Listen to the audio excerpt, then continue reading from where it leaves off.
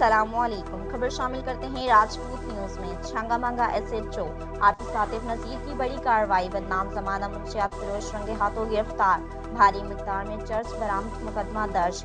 تفصیلات کے مطابق DPO قصور عمران کشور کی ہدایت اور DSP سرکل چونیا کے حکم پر تھانہ چھنگا منگا کے SHO حافظ عاطف نذیر نے چھنگا منگا کے نواحی گاؤں مقام میں منشیات فروشوں کے خلاف بریک ڈاؤن کیا، جس میں بدنام زمانہ منشیات فروش محمد طاہر کو رنگے ہاتھوں گرفتار کر کے اس کے قبضہ سے 1600 گرام چرس برآمد کر لی۔ ملزم کے خلاف جرم 9C کا مقدمہ درج کر کے اسے سلاخوں کے پیچھے دھکیل دیا اور مزید تفتیش شروع کر دی۔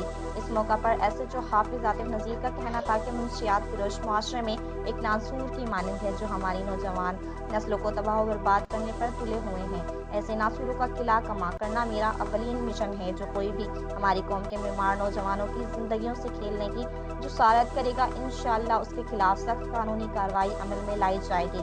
تھانہ چھنگا منگا کی حدود میں تمام منشیات فروشوں کو ناکوچنے چبوا کر دم لوں گا۔